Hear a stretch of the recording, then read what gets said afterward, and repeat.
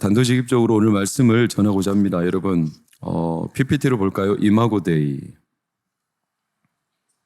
이 라틴어인데 데이는 하나님이고 이마고는 우리가 흔히 아는 영어 이미지, 형상, 이미지를 말합니다. 이마고에 있는 하나님의 형상이죠. 창세기 1장 27절에 보면 하나님의 형상대로 우리를 지으셨죠. 자, 형상이 분명해야 결과가 뚜렷하게 나오는 겁니다.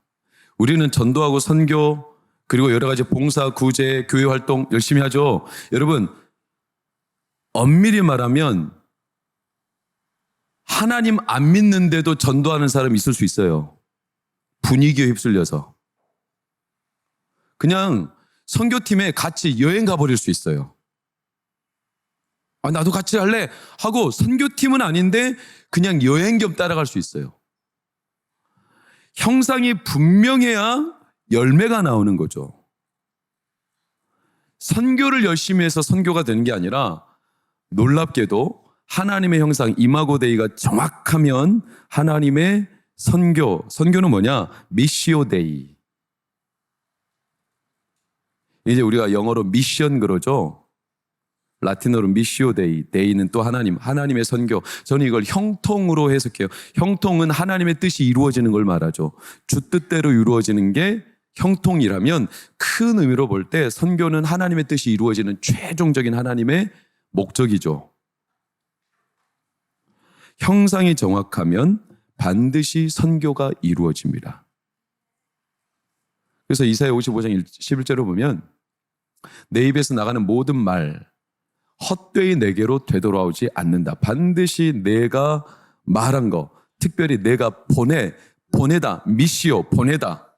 하나님이 보내다, 선교사로 보내다. 하나님이 보낸 일에는 형통, 모든 일이 주 뜻대로 이루어진다. 그래서 오늘은 형상에서 형통으로 이마고 데이가 미시오 데이로. 여러분, 어떤 형상을 갖고 있느냐가 그러니까 중요한 거예요. 자, 동전을 볼까요? 누구 형상이냐? 그 유명한 가이사. 예수님이 물었어요. 누가복음 20장 24절에 보면 이 동전에 새겨진 형상이 누구의 형상이냐? 가이사의 금. 그러면 가이사 시대 경제 생활의 통용이 되는 거죠. 그렇죠? 우리나라 돈이 나미비아에 가면 통용이 안 돼요. 왜? 형상 자체가 달라서 그렇습니다. 그러니까 어떤 형상을 갖고 있느냐가 통하는 거죠. 요셉이 가는 곳마다 어땠습니까? 형통했더라. 감옥에서도 노예로도 형통했더라. 왜 형통했을까요? 그냥 잘됐다, 성공했다 이런 뜻이 아니라 형통했다는 건 쉽게 말하면 요셉이 하나님의 형상이 분명했다. 하나님과 함께했다 이렇게 성경은 표현하고 있죠. 그러니까 하나님이 딱 새겨준 하나님의 이미지가 요셉 안에는 요셉의 영혼에 요셉의 인생이 정확하게 분명하니까 요셉은 감옥에 가도 하나님의 뜻이 이루어지고 노예로 팔려가도 하나님의 뜻이 이루어지고 총리가 돼도 하나님의 뜻이 이루어지고 할렐루야.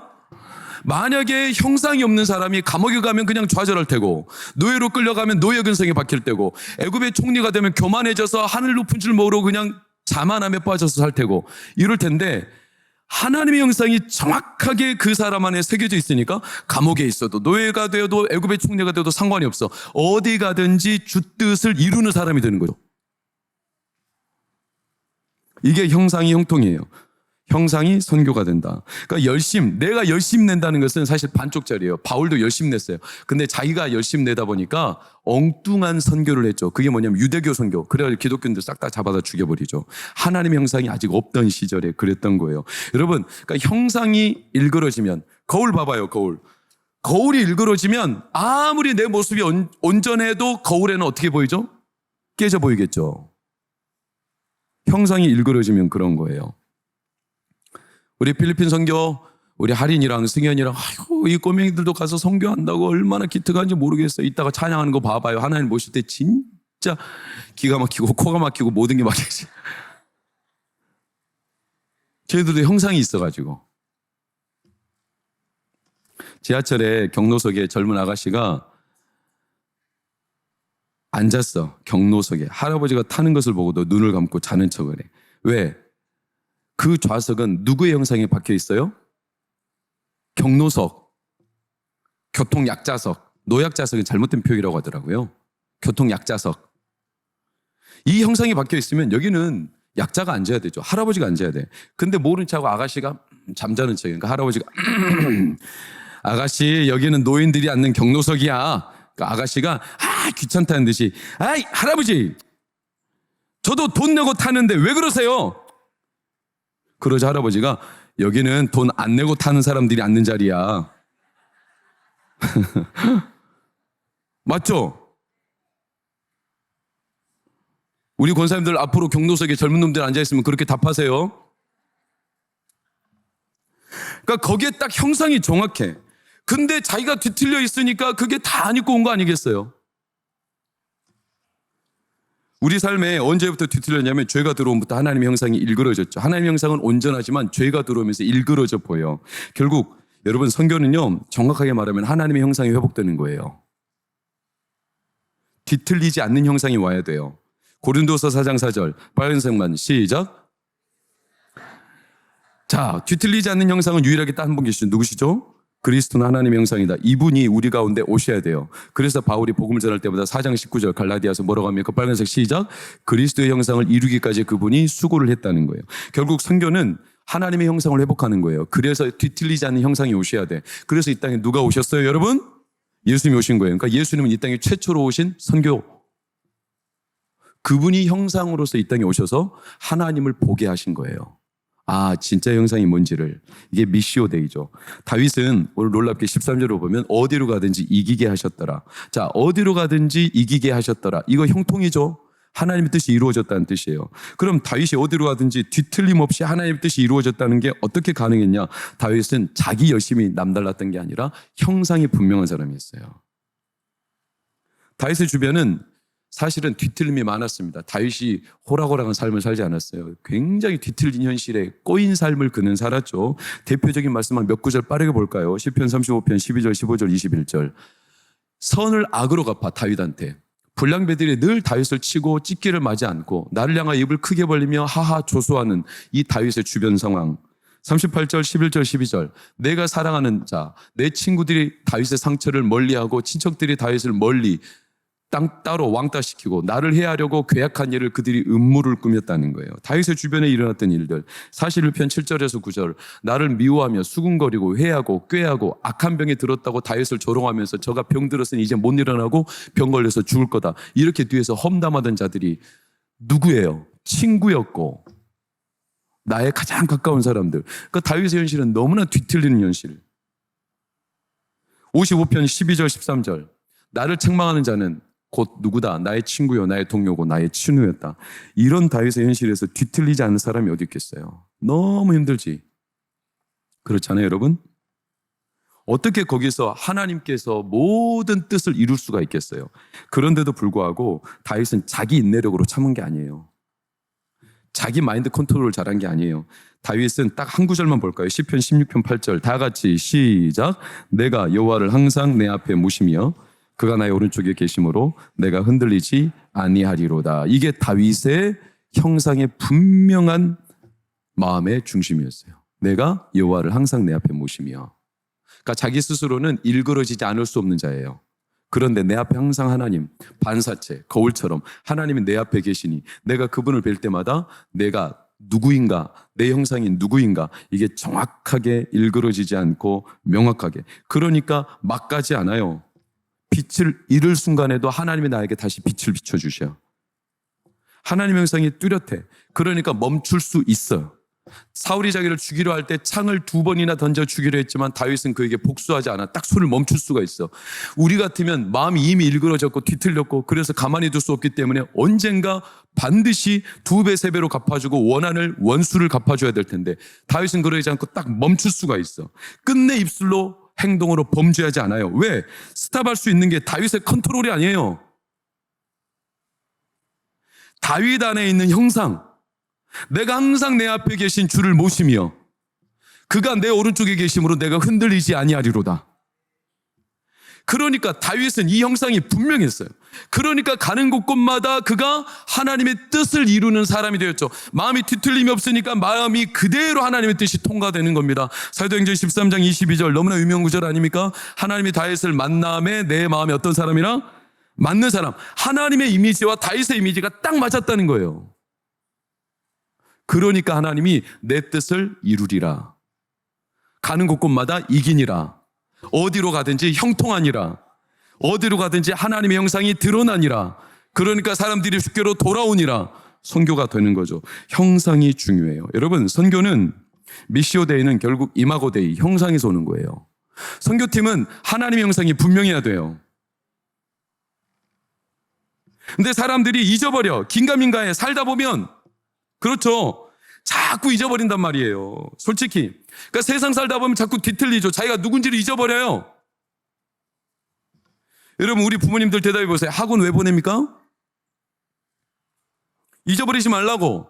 복습시키고 예습시키고 과거에 공부한 거, 지금 공부할 거, 앞으로 공부할 거 잊어버리지 말고 또 보내고 또 보내고. 왜 그렇게 열심히 공부시키죠? 얘네들이 사회에 나가서 건재한 사회 구성원이 돼야 되니까. 그 나라에서 뭔가 직장도 얻어야 되고 나름 자기 삶을 구가해야 되니까. 안 그러면 자기 앞가림을 못할 거라는 이런 불안함. 그래서 내 자녀한테 뭔가 분명한 삶의 자양분을 새겨줘야 되니까. 그러니까 학원도 보내고 물질 가지고 투자시키고 내 자녀가 잊어버리지 않기를. 너는 누구야? 너는 이 정도 스펙, 너는 이 정도 루트, 너는 이 정도 사람으로서 분명한 입장을 매겨주는 거 아니겠어요? 왜? 세상에서 그렇게 실력을 새기라고.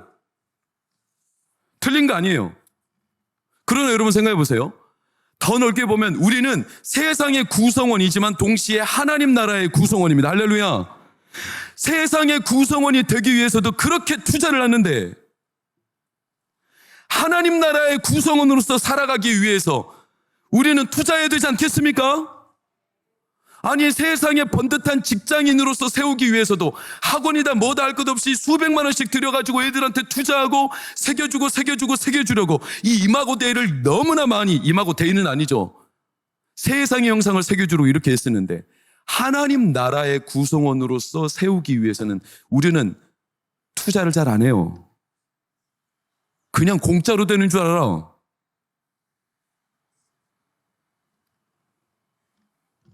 하나님의 형상을 새겨주기 위해, 이미 형상이지만 이거 잊어버리지 말라고. 그래서 교회는 뭐를 하는 거냐면 교육을 시키는 거예요.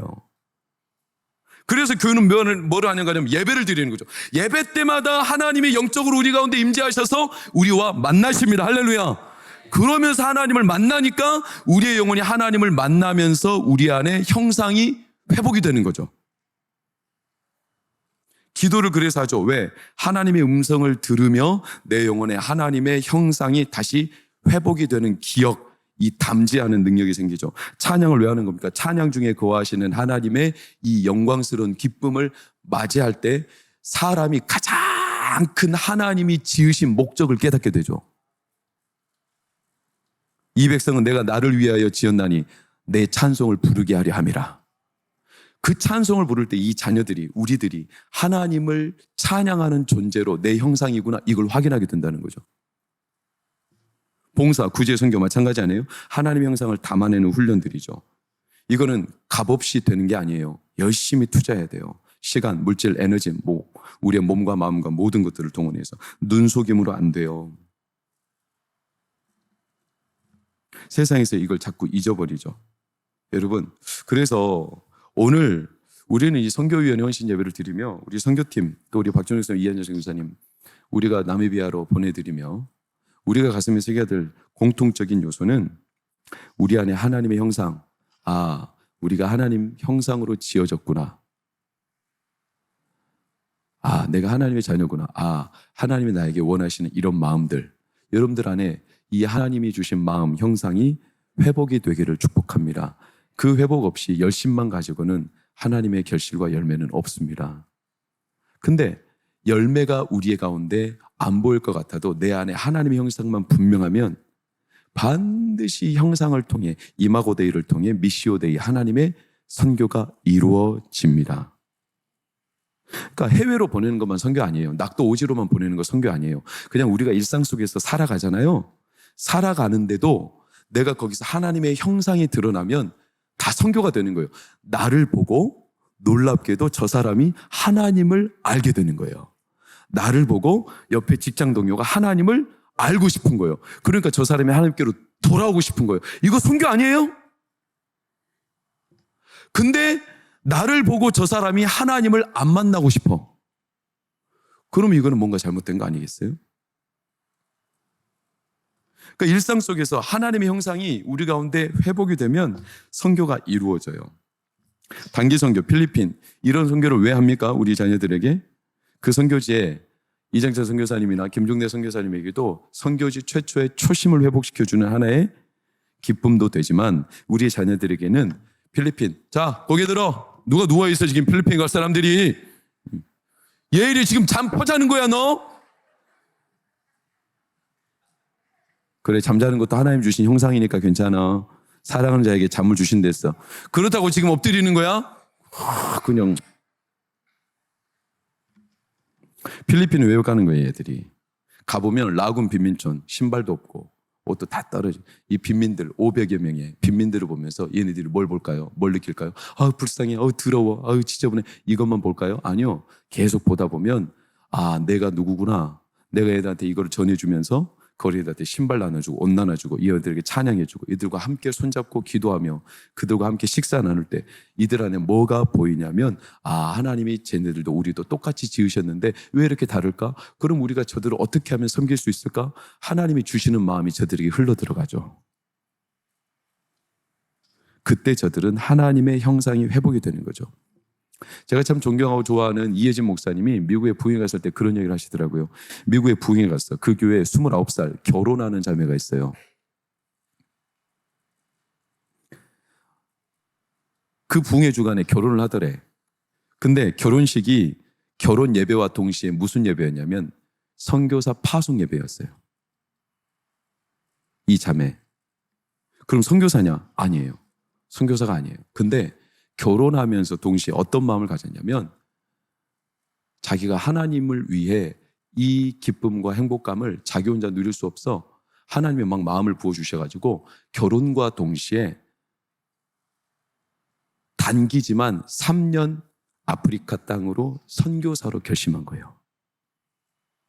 결혼과 동시에. 그래서 결혼식이 파송 예배가 된 거예요. 그러면서 울며 뭐라고 하냐면 너무 죄송하다는 거예요. 뭐가? 하나님의 마음을 너무 늦게 깨달아서 죄송하다는 거예요. 29살에. 이제야 하나님의 마음을 깨달아서 너무 죄송하다고. 하나님, 제가 이제서 하나님 앞에 결심하게 된 건 너무 죄송하고 부끄럽습니다. 그러며 울었어요. 진짜 늦었을까요?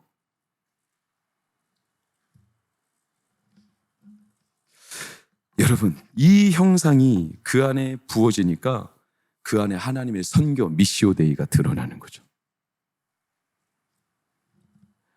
박진우 이한진 선교사님, 이제 나미비아로 갑니다.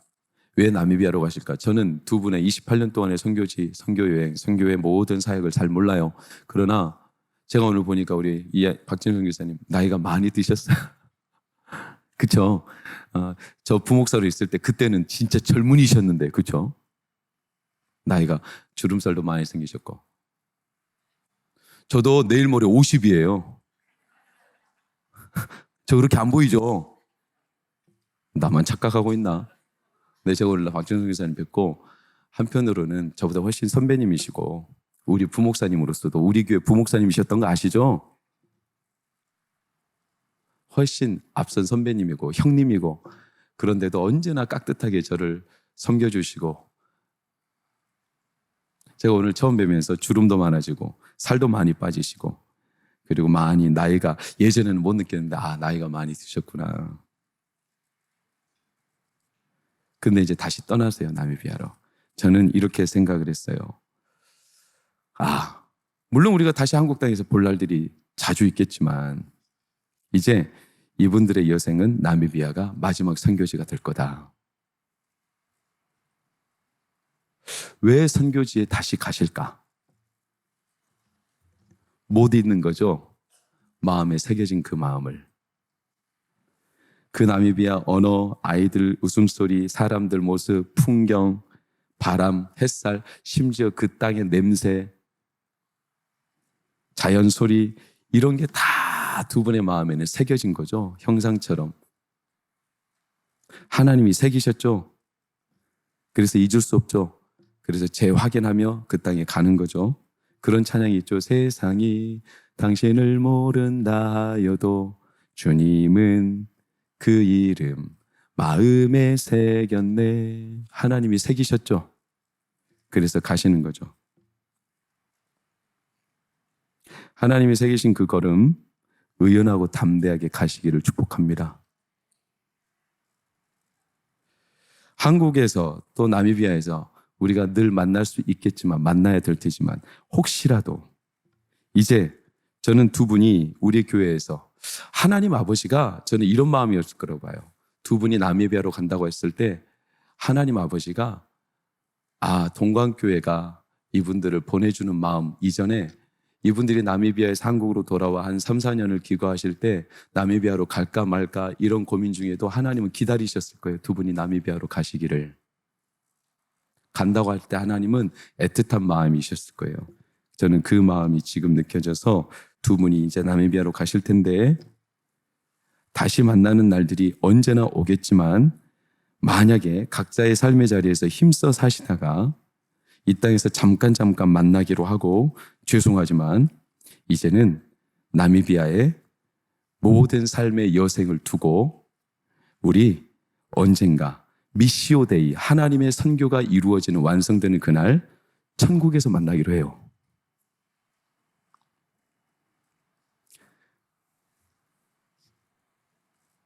그렇게 보내드리는 거예요. 사도행전 20장입니다. 우리 마지막으로 읽읍시다. 17절에서 24절, 36절에서 38절 시작. 교회 장로들을 청하니 오매 그들에게 말하되 아시아에 들어온 첫날부터 지금까지 내가 항상 여러분 가운데서 어떻게 행하였는지를 여러분도 아는 바니 곧 모든 겸손과 눈물이며 유대인의 관계로 말미암아 당한 시험을 참고 주를 섬기는 것과 유익한 것은 무엇이든지 공중 앞에서나 각 집에서나 거리낌이 없이 여러분에게 전하고 가르치고 유대인과 헬라인들에게 하나님께 대한 회개와 우리 주 예수 그리스도께 대한 믿음을 증언한 것이라. 보라, 이제 나는 성령에 매어 예루살렘으로 가는데 거기서 무슨 일을 당하는지 알지 못하노라. 오직 성령이 각 성에게 내게 증언하여 결박과 환난이 나를 긴다 하시나 내가 달려갈 길과 주 예수께 받은 사명 곧 하나님의 은혜의 복음을 증언하는 일을 마치려 하면은 나의 생명조차 조금도 귀한 것으로 여기지 아니하노라. 사도 바울이 마지막 예루살렘으로 이제 에베소 장로들의 파송을 받아 떠납니다. 에베소 교회 장로님들이 에베소 장로님들이 와서 사도 바울을 만류했습니다. 가시지 말라고. 왜냐? 가는 길이 이제 결박과 환난, 사실은 죽으러 가는, 뼈를 묻으러 가는 길이었기 때문인 걸 사도 바울도 알았고 그 에베소 교회 장로들도 알았죠. 그러나 사도 바울은 자신에게 주어진 하나님의 형상을 담아 그 땅으로 간 거죠. 그리고서 이제 뭐라고 하냐? 35절부터 36절부터 시작. 이 말을 한 후 무릎을 꿇고 모든 사람들과 함께 기도한 다 크게 울며 바울의 목을 안고 입을 맞추고 다시 그 얼굴을 보지 못하리라 한 말로 말미암아 더욱 근심하고 배에까지 그를 아멘.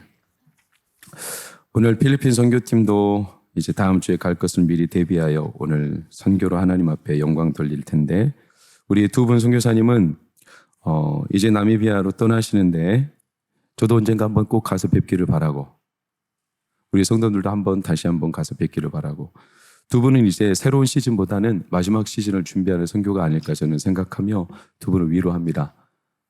올라가는 길, 나미비아로 가는 길 하나님께서 우리 동광교회를 통해 마지막 걸음까지 함께하며 두 분 응원하고 기도하겠습니다. 그리고 언젠가 우리가 나미비아에 가면 그 나미비아 동네 흰바족 그들의 품 안에 두 개의 묘비가 선교사 박진호, 선교사 이한진 이 묘비가 그 땅을 하나님의 형상으로 새기는 그 미시오데이, 영광스러운 하나님의 날이 올 것을 기대하고 확신합니다. 두 분을 마음껏 하나님의 이 부르시고 보내심을 기뻐하고 저희도 영광스럽게 두 분을 나미비아로 보내드리는 날로 하나님께 찬양을 드립니다. 기도하겠습니다. 하나님, 오늘 우리는 선교위원회 파송, 또한 선교위원회 헌신, 선교 필리핀 우리 팀들 하나님 앞에 기쁨으로 예배합니다. 우리의 선교는 우리의 형상에 담겨 있습니다. 우리의 형상이 분명하면 이마고데이는 반드시 미시오데이 하나님의 선교로 이루어집니다. 우리가 살아가는 모든 곳곳이 하나님의 형상의 증거의 장소입니다. 오늘 우리 선교팀들에게 함께 하시되 우리 박진호 이한진 선교사님, 이제 예루살렘으로 올라가는 바울처럼 마지막 그 인생의 여정, 선교의 마지막 시즌을 나미비아에 하나님이 새겨주신 그 마음을 품고 갑니다. 우리가 이 땅에서도 다시 뵙고 다시 볼 날들이 올 테지만 우리가 이 땅에서 뵙지 못하는 날들이 있을지라도 이 땅에서 우리는 아니라 천국에서 다시 만날 날을 소망하며 저희들은 기쁨으로 영광 중에 두 분의 걸음을 응원하고 기도합니다. 특별히 우리 선교사님 두 분에게, 우리 필리핀 선교팀에게, 우리 사랑하는 선교위원회 모든 위원들과 임원들에게 하나님의 형상이 가슴 뜨겁게 회복되는 오늘과 앞으로의 여정이 되도록 역사하여 주옵소서. 예수님 이름으로 기도합니다. 아멘.